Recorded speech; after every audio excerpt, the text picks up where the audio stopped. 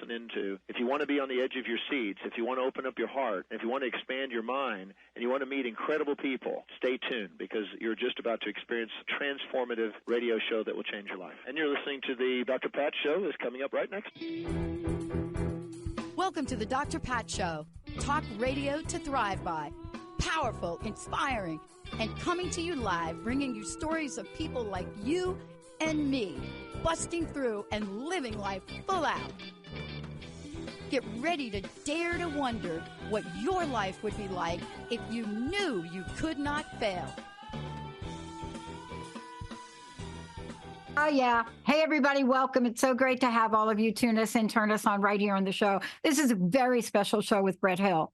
And it's a very special show for a lot of reasons. One of the reasons is that, you know, if you're me, you're looking for somebody like Brett to help you to do many, many things. Today's show is so seriously important.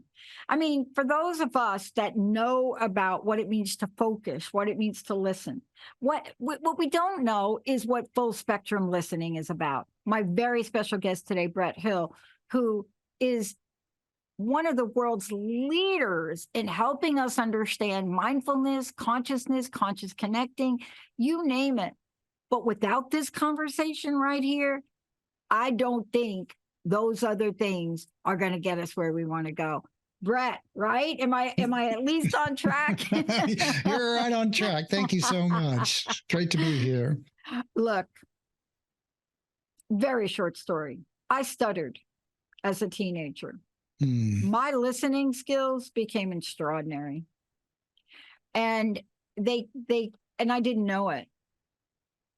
But what I mean about that is, you know, when you're in a situation where you cannot talk. Yeah. Like, you can try to talk, but you're having a hard time. Something happens. Yeah. Are most of us waiting to talk, Brett, and not really? Well, in your situation, you know, it sounds like, and you know, you had this impediment, and so you really learned to use your other senses in order to help inform you. So when you did speak, there was a lot of value in your words because you were picking up more than most people, because it's kind of, I have to make this count sort of energy in it, right? Do I have that right? Yeah, you get one shot. Yeah. And, you know, by the time you actually answer the question, I don't know if you ever noticed this, but the person that's asking you the question cannot wait. And they've asked you anywhere from 3 to 5 other clarifying different questions. So you got to figure out which one to answer. But it metaphorically, as well as literally, I wish I could say where we are now, at least in our culture and subculture, listening was one of our greatest attributes, but I'm not sure. What do you think? Well, yeah, absolutely. And it's one of those attributes that the culture doesn't support. It's just like you said, when you're talking to somebody, they're on to the next thing and they're on to the next thing. We basically have a constant run-on sentence. Have you ever studied when you were writing and somebody said, and you're trying to learn how to write, and they say, well, that's a run-on sentence, you know, it's kind of like too long. Well, it's like in our heads, we have one giant run-on sentence, and it doesn't seem to stop that often for when other people are talking to us. And so one of the things I talk about with my clients and in my trainings and stuff is, you know, stop that dialogue long enough. Stop thinking about what you're going to say next. How am I coming across? I hope I'm, you know, attractive enough, powerful enough, clever enough, funny enough, whatever it is that's going on in your head. Stop that dialogue long enough to actually listen to not just what someone's saying, but if you really go deeper with this, listen to who that's talking to you. And that's the beginning of a really powerful way to engage the world. Yeah. I don't know if we're worried that we're going to miss out. I don't know if we feel invisible. I can't tell you how many calls I do outside of my team. And I've picked up a couple of bad habits. So I'm going to be the first to tell you that there's a part of me that's part of the problem. But you know, and I realize, and I was on several this morning, you know, you're on Zoom, there are 5 people. Look, if you're in my spiritual community, You don't talk till you get the talking stick. Okay. Mhm. Now, I think, Brett, you know what I mean. And if Mhm. y'all don't know what I mean on that, go Google that. Talking stick? Yeah. Yeah. Go ahead and Google how that's used. We miss things, though, if we don't learn how to do this, right? Yes, absolutely. You miss well, not only things, I would say you miss the most important things, in the sense that what often the most important things that people say are not the words that they're speaking, but their tone of voice, their body position, the way they shrug their shoulders, the way they look away. And it's not like you're trying to make meaning out of all that, like consciously going, oh, I'm going to track every single motion, but more what I call an open awareness, just sort of letting the feel, the vibe, the tone, like all that kind of have an impact on you, and noticing that, so that rather than talk about when someone says, oh, I'm having a really hard time, instead of going into problem solving, you go, oh, that sounds really hard. Yeah. Look, you're Brett Hill coach. That's People right. may or may not know. You are an amazing coach. Thank you. And the reason we're talking about this is because this is something you focus on with people. Yeah. And I just want people to know that regardless of what I went through as a kid, I had to learn some skills. I didn't even know what I didn't know about this. I don't think I'm different to a lot of people, but in the work you do, there's listening, and then there's deep listening. Yeah. Now, I don't care if you're in business. I don't care what you do in life. I don't care if you're like my friend, she does a great job cleaning houses, or like my other friend who is a CEO, top 0.01% of technical women coaches. If you miss the boat on this, it could be critical. Yeah. You'll miss a deadline. You'll get something wrong. I mean, I don't know. Am I being a little too dramatic here? No, I don't think you are. I think the problem is people aren't dramatic enough around this. It's Thank you. It's like there's this stuff is so crucial. It's so important. I wander around a lot going, look, if you knew how important this was, it would be at the top of your list, because it's going to change the quality of your life, your relationships. It's going to make you more successful in business. It's going to cause you to have better, deeper insights, more creativity. You're going to make fewer mistakes. You're going to have deeper engagement, more connections, more interpersonal relationships that are really luscious and rich. I mean, and it's free. It doesn't cost you anything. You just have to make an effort. And so it's sort of like there's very little in life that you can put that kind of effort into and get that kind of payoff. Yeah. But it's really hard to get people's attention around it. We're just so overdriven. You can't get people to calm down long enough. I sometimes say people don't realize that there are diamonds on the ground. You know, people are like working to make an extra $100. I'm going, look, there's diamonds all around you. You know, if you would just slow down and notice. Oh my gosh, I don't have time to go into a story about that on the beach, on how my friend literally stepped on a diamond ring and just, I mean, thank God I was behind her. I asked, do I get to keep the diamond? But look, I want to talk about full spectrum. I want to talk about the whole person. So much in the holistic community, holistic, but not about this. Yeah. Not about the importance of this.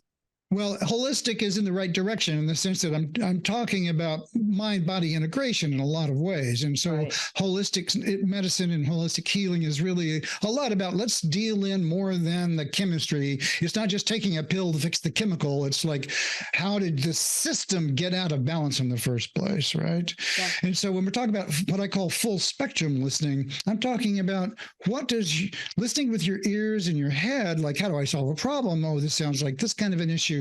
The technical aspects of listening, but then there's, how does this feel to me? How do I relate to this person? Do I want to walk away? Do I want to step in? Do I want to like negotiate? Am I afraid? Am I attracted? Noticing all of that, everything that's happening in your system, to use a technical term, they call it up and down the stack, like from the physical layer to the emotional layer to the spiritual layer even. Because, you know, we're on your amazing network. We can talk about that, like really connecting spirit to spirit, heart to heart, soul to soul. And and we have facilities for doing that. We just have to be, aware of them and bring them, what I call bring them online. I have a technical background, so I use a lot of tech terms like that. I'm with you. We need to use them. We need to use the technical terms. And I want to tell you why. Because even though once upon a time, if you use technical terms, you were like in the 0.01% of somebody over there. Now your 6-year-old child or grandchild is talking to you about the metaverse and saying, Auntie Patty, those are the colors of your website. How did you know about the metaverse? And you can have an intelligent conversation. But let's talk about what's at stake. But before we do, let's take a very, very short break so people can learn more about you. But when we come back, if you don't really understand the impact of this around other people, this was explained to me by somebody that said, Pat, you got to be a little selfish and learn this. Mm-hmm. Because the difference for you, and this was in my corporate job, the difference for you and whether you're going to listen in the way you're talking about, Brett, or not, could cost the company a deadline with US West once upon a time, and up to the tune of $500 million. Wow. Now, not to mention my job. When we come back, you may not be in that situation, but you may be in a situation with your child or your loved one. And if you knew this or learned these skills or worked with Brett, peace may break out. Let's take a short break, everybody. We'll be right back.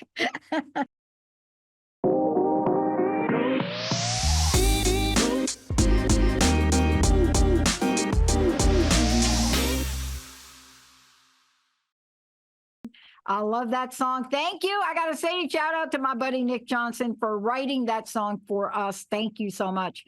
How did he write that song? How did he get that song? How did we do? What did Nick listen to while he was an intern here? How did he understand the situation we were going through? What did he think about a song like that, if you had the words to it? And, Colton, we need to get the lyrics to that and post it. But what was it he was hearing at the time he was an intern that knew he could pick the perfect song to replace Clocks by Coldplay? That's another show. Brett Hill is joining us here today. Brett, I want to take a minute because, yes, we're talking about this. I want to talk about mindfulness now, but I have coaches that have to help me with, I have to have help with this. I need help. I don't care how many courses I'm taking. Life has changed. The digital world has changed. There's more information.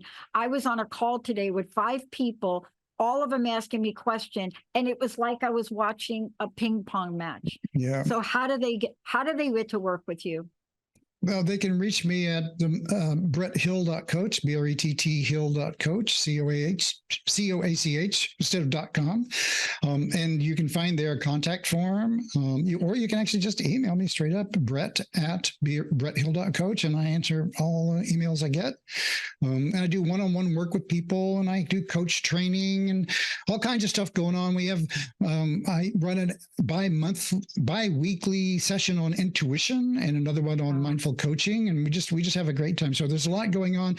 The best way is just to reach out to me via the website or my email and get wired up with my email list, and you'll find out about all the good stuff we have going. There's a ton of fun stuff. Yeah, I hope that in the future that you're going to come back and we're going to do intuition. Oh my God! You have got to do that. Look, let's talk about. We've been talking about full spectrum listening, but this is the part now which I had to learn later in life, and it's the understanding of mindfulness, and it's the understanding of what that means and what that has to do with full spectrum listening. Can you? Absolutely. Yeah. I mean, mindfulness means a lot of things to a lot of people. I like to make it really simple.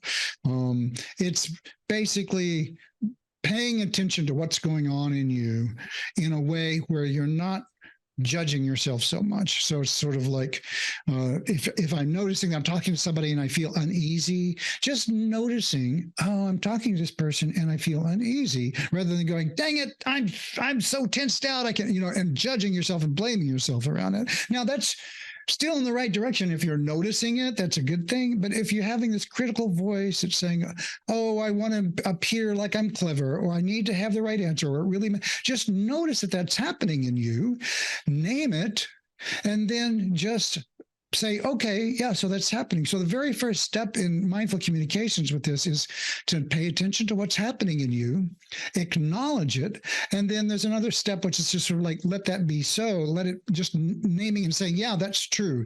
Rather than, I am angry, you're noticing, oh, there's a part of me that's anger. I'm experiencing some anger. And there's a big difference. You see the difference there between I am that versus that's happening in me? Yeah. Yeah, big difference in terms of having a little bit of space there, so that now maybe you can choose to do something different. I'm noticing I'm angry. I'm noticing I want to say something, but I'm going to take a breath because I've been practicing taking a breath and pausing, and I'm going to say something different. I know when I hear that, I get a little upset. I'm feeling like, I'm agitated hearing those words, and then you can communicate from a much more effective, non-reactive place. Yeah. I want to just clarify something, because this came up the other day. Here's what I think Brett is not saying. He's not saying that you don't have a right to express the impact of what just happened. Oh, so right. He's not saying you take a breath, you peace out, and everybody hugs. We are not saying that, because one of you emailed me the other day and asked me about this. What I think we're talking about is you take that breath so you can respond in a powerfully and powerful way. That's right. This is truly empowerment. So that it's all about having the choice to decide what makes the best sense here. And sometimes the thing that makes the best sense is to say, I am not okay with the way that you're behaving. Right. And sometimes that is exact. And when you do it, you're doing it from, not only am I aware that that's what's not okay, I'm drawing a very clear boundary here, and I'm not going to negotiate around it. Yeah. And you're very clear with that in yourself. Look, I mean, what's the difference between doing that and doing something else? I'll tell you, I was on a call earlier this week, and I had one of my teammates on it. And I was on a call with somebody that was just horribly obnoxious and yelling and screaming. And while I have a pretty thick skin on those things, I said, you know what? I think we're going to end the call right now. And I said to my teammate, I said, please get off the Zoom. If I need you back, I'll come back. I said, we're not going to do a call in this way. It's just not respectful. Yeah. Now, there's another part of me that grew up in the projects in New York City. Yeah, right. That on another day in another place, sometimes that just comes out. But that's why I'm saying we have to learn these things. And I love the idea of the breath, because if we don't take that breath, in the digital world we're living in now, Brett, fill me in here. There's so many ways to react, aren't there? Well, right. And we're encouraged to react quickly. Here's a charged thing, and they work at hundreds of millions of dollars are being spent every day to create the 6-word thing to cause you to be reactive. And they want as many people to be reactive as possible, and then amplify that to the maximum they can, because that's the way the social media platforms makes money. And I'm not here saying I'm down on social media. I'm just saying that's the way it works. It's an energy amplification system. And so whatever gets energy is going to be amplified. And because of the way our neurology is wired, the things that get energy the fastest and the hottest is what? Is it whenever you hit your hand with a hammer, or when someone tells you you're having a nice day? Which one of those has the most energy in it, right? Yeah. Well, that's why these systems automatically navigate towards the kind of negative hot charge and extreme words. It's like unbelievable, betrayed by whatever. Now he's in your face. It's all these kind of big hooky words, right? To kind of get you to be reactive. That's what our world is these days. It is. And we can choose differently. I want to say a couple of things. First of all, you are a coach, but you also teach other coaches. Yeah. You teach other people. And so I want people to know, when I said earlier in the show, and I introduced you, Brett, and I introduce you as one of the world leaders. In order for you to be a world, and by the way, Jim Fannin, one of our other hosts, talks about this. He talks about masters and experts, and he talks about what that means. What you are a master in this. Thank you. And it's an enormous responsibility. I know it. I can't do it, but it is an enormous responsibility to really help people in this area. But you do it because you know how important it is, and you've been part of the journey of changing times. And we are boiling. The smoke is like in the ears. That's true. It's true. And I mean, I feel like I tell people I'm on a mission, and I'm on a mission to help coaches and professionals who value mindfulness in their life and their work to be the best that they can be in their work with other people. Because, hey, I'm just one guy, and I really want to amplify the effect of bringing more mindful communications into the world, because I truly believe that that's what will help us create a world that we can thrive in and be alive and safe in, is in a world where, we're all a little bit more mindful with each other than is currently the norm. Yeah, we get to know ourselves because we're also in a world, and let's talk about this. I know we got a few minutes left. We are also simultaneously being asked to focus. Now, look, I stuttered. I got questions. Can you imagine how I had to focus? But we are in a world now that we are being asked to deliver earlier, make it better, right? And get ready for up-leveling, whatever that is. If you don't know how to focus, and you don't know how to hone in this skill, or even listen to the point where you can laser focus to get it done, man, you're left in the dust, I think. I don't know. Well, right. And so part of this driven agenda of the culture, which is get more done, do more now, and extreme, and it basically drives everything to the extremes.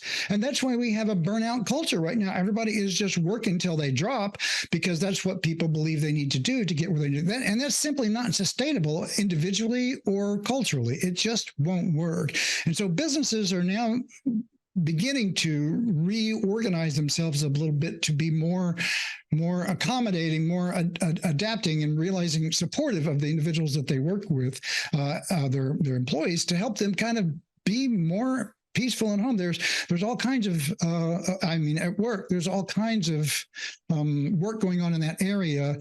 Don't leave your emotions at home. There's like this whole notion of work-life balance, as if work and life were on the same plane, and you have a life and then you have work, but it's not that way. There's life, and work is a part of it.